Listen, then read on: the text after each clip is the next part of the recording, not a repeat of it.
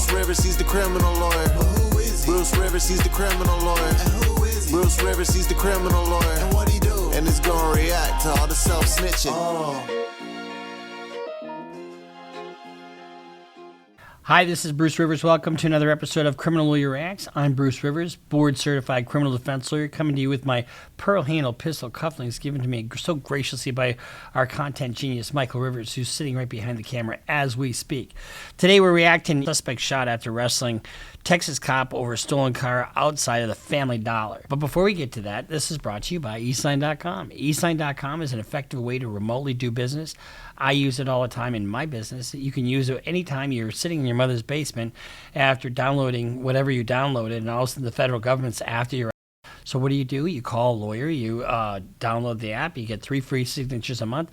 He emails you a retainer, and if it's not e-sign, no one signs. And so you sign it. It's just an effective way to remotely do business. I use it all the time in my practice, but you can use it for anything. It doesn't have to be just for retainer agreements. You can use it when you're doing a power of attorney, if you're winding up a family thing, any kind of document you need signed. Rental agreement, a purchase agreement, a business agreement. Anything you need signed, you can have it done by eSign. eSign.com, an effective way to remotely do business. All right, so this is a cold reaction. I haven't seen this at all, so let's just get into it. So what do we see here just off the bat? We see a black man being pulled over by a white cop with his gun out. Chaotic body camera video shows what led up to a deadly shooting in a Family Dollar parking lot after Texas police officers approach a stolen vehicle. And so here's the thing. Now, the only reason I'm pro-police is because they feed my children. They take people off the street, and I put them right back on. So when people say you're a defense lawyer, you must hate cops, I don't hate cops at all. They feed my kids. But when you are pulled over and the cop has his gun out, don't put the fucking car in drive, especially if the car is stolen. You're better off taking, the loss. You know what I mean? So you don't commit a felony to avoid a misdemeanor. So if you think you have a traffic warrant, you don't run from the cops. You don't get a fleeing charge. So let's see what happens here.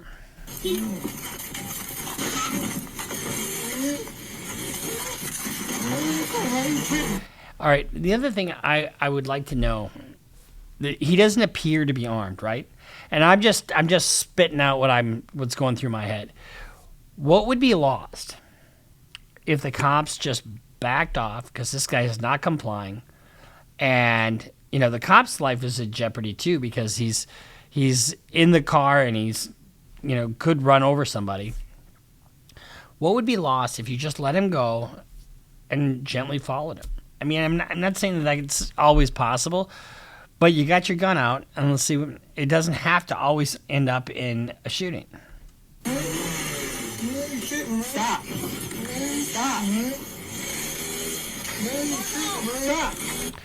He doesn't appear to be a threat, except for the fact that he's trying to put the car in gear.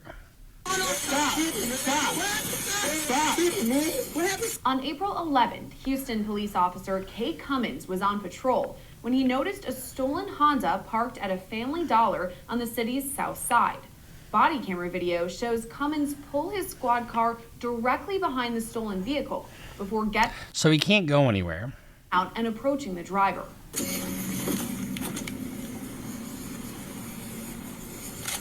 Cummins tells the suspect, later identified as Jamar Vantrell Thompson, to get out of the vehicle. Don't your hands, don't move. Do not move, do you understand? Do not move, do you understand? Man, why you want to do? Step out. When Cummins explains the vehicle is stolen, Thompson says he's tripping. Step out. So when he says he's tripping, he's talking to the cops, saying, "What the fuck are you talking about? You're crazy." Step out, because you get hit a stolen vehicle. Turn the vehicle off. What are you tripping for, man? In other words, why are you going crazy on me?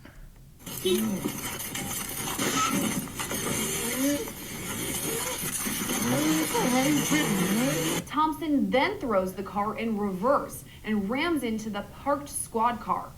After that, he and Cummins get into a physical brawl, even knocking down a woman standing in the park. Now, this woman here I think she's just trying to help. I don't know if she knows the guy or not, but she's in harm's way. There's no way she should be getting herself involved. Stop. Stop.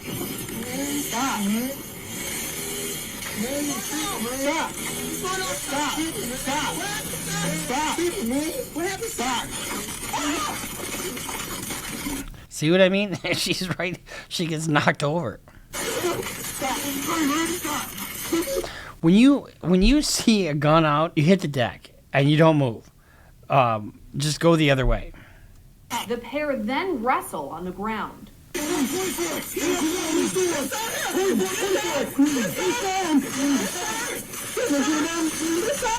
What the hell is she doing there? Honestly, I mean, she's too close and she could really be in harm's way. During this time, the woman in the parking lot, identified as 35-year-old Donica Abraham, ended up with Cummins' taser. How the hell did that happen? And what are you thinking, grabbing the cop's taser? Investigators later determined she knew Thompson prior to the shooting. On the recording, Cummins can be heard yelling for her to return the taser, but she does not give it back. I mean, let's just pause at this for a second. It's a stolen car. And so if it's a stolen car, they have the right to investigate for sure. But what good can come of her involvement in this? I mean, she is really, really doing herself a disservice because she could wind up getting killed, number one, and number two, getting charged with a felony.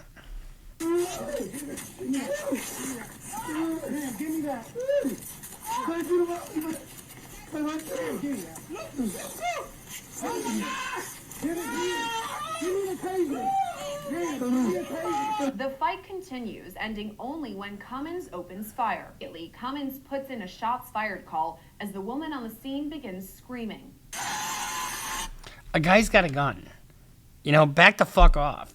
You know, and I'm not saying the cop is right for shooting, but it just seems to me that some of these physical altercations could have been handled so much differently.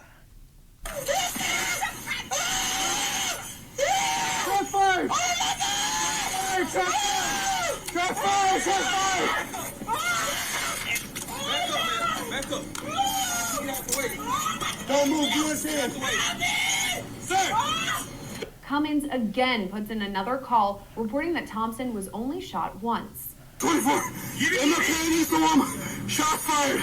I need a unit. You hear that breathing? When you're in an altercation like that, even only for a couple minutes, it is so exhausting. I'm a lover, not a fighter. I've never been in a physical altercation like this, but I've talked to cops who've been in situations like this, and it's just the amount of adrenaline and the amount of exhaustion it just takes a lot out of you when you're in a physical fight like this. I'm okay. Suspect is shot. One time.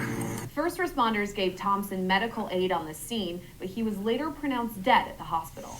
After the shooting, Abraham was arrested and charged with interfering with public duties. The officer-involved shooting is still under investigation at this time. So, let's look at this. You know, the officer used deadly force. And why did the officer use deadly force? The officer used deadly force because somebody took his taser and the suspect wasn't complying. But then I think the suspect kind of looked like he was getting on top of him and getting the better of him. The whole decision to use lethal force, you know, cops have what they call a continuum, a force use continuum. So you start out with verbal commands. Then if that doesn't work, then you get physical. If that doesn't work, then you go to taser. And then if that doesn't work, you know, blah, blah, blah. So, I mean, all the way up until lethal force. And it'll come down to whether the use of lethal force fits within that force continuum and whether or not the officer acted reasonably. Anytime you see anything to do with a death and the suspect, whoever it is, whether it's the officer or somebody else, always comes down to the term reasonable. What would a reasonable person do in those circumstances? Was the threat perceived by the suspect or by the defendant was it reasonable for him to fear death or great bodily harm? That's what they, was it reasonable to be able to retreat, if there's a duty to retreat instead of a stand your ground state? So when you look into these things, it comes down to what would a reasonable person do? And in this case, what would a reasonable officer do? And I don't really know. When you see somebody not complying like that, it seems to me that if you got an overwhelming number, call another like 5 or 10 officers and back off and see what happens. Don't know. I've reviewed training, of officers. I've cross-examined officers on training. It seems to me that we need to have some kind of way so this kind of shit doesn't happen, But sometimes you can't avoid, the actions of irrational people. And if he's on drugs or if he's just got mentally ill or whatever the issue is that, caused him not to comply, it cost him his life. And whether it was the right decision or not by that officer, it looks like it's being investigated. It all comes down to whether or not, the force continuum and the reasonable use of force was justified. And that's not for me to say, but it is food for thought. So this has just been our reaction to your tripping man right outside the dollar store. So we'll see you next time here at Criminal Lawyer Reacts. I'm Bruce Rivers, board-certified criminal defense lawyer with our content genius, Michael Rivers. Make sure you just follow us on Patreon, subscribe, follow us on Instagram, follow us on Twitter. We'll see you next time here at Criminal Lawyer Reacts. Bruce Rivers just broke down your case. He know all the charges that you about to face. You ain't coming home till 2058. That self-snitching gon' get you put away. Bruce Rivers just broke down your case. He know all the charges that you about to face. You ain't coming home till 2058. That self-snitching gon' get you put away. 23-hour lockdown, please just at my God.